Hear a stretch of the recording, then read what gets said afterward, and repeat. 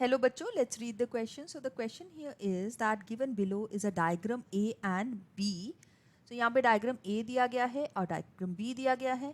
Are the beta chain of normal individual and the beta chain of the sickle cell anemic individual? Study both the diagrams and answer the following questions. तो इन दोनों diagrams को study करके हमें यहाँ पे जो question है इसको find out करना है. लिखा है which type of genotype of individuals will show the sickle cell anemic trait.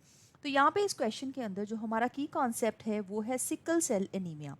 Sickle cell anaemia एक ऑटोसोमल रिसेसिव डिसऑर्डर है.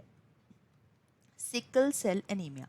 तो इस डायग्राम से हम देखते हैं कि ये जो ऑटोसोमल रिसेसिव डिसऑर्डर है इसमें हुआ क्या है एक्चुअली जिसकी वजह से ये डिसऑर्डर हुआ है.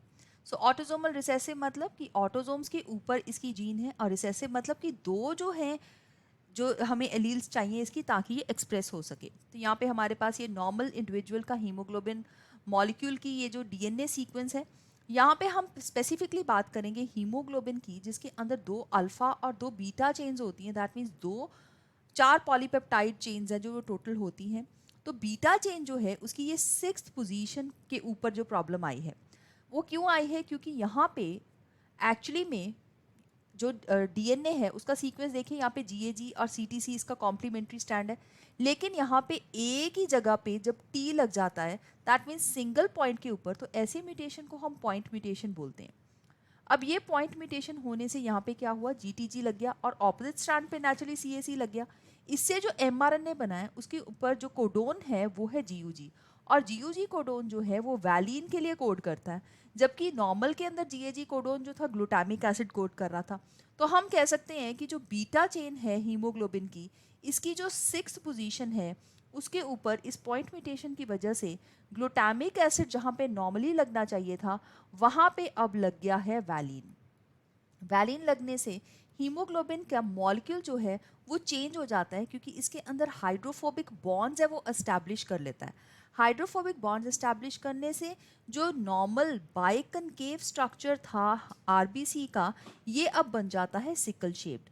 सो सिकल शेप्ड जो आरबीसीज हैं वो छोटी कैपिलरीज के अंदर क्लॉट और डैमेज हो जाते हैं जिसकी वजह से ये प्रॉब्लम आई है. अब now let's see the next part of it. इन्होंने बोला है विच टाइप ऑफ जीनोटाइप. तो हम लोग ये देखेंगे क्योंकि ये रिसेसिव ट्रेट है तो इसकी जीन का नाम है H B. So H B अगर दो एलील्स ऐसी होंगी एच बी एस ये डिफेक्टिव एलील्स हैं, तो इस तरह के पर्सन के अंदर सिकल सेल एनीमिया होगा, मतलब इसके अंदर डिसऑर्डर होगा. अगर इसमें एक एच बी एस है और एक डोमिनेंट एलील ए नॉर्मल है तो ये डिसऑर्डर तो नहीं है लेकिन ये कैरियर ऑफ द जीन की तरह एक्ट कर रहा है. और दूसरा है एच बी ए जो कि एक कम्प्लीटली नॉर्मल पर्सन है. सो यहाँ पे हम देखना चाहेंगे which type of genotype of individual show the sickle cell anaemic trait.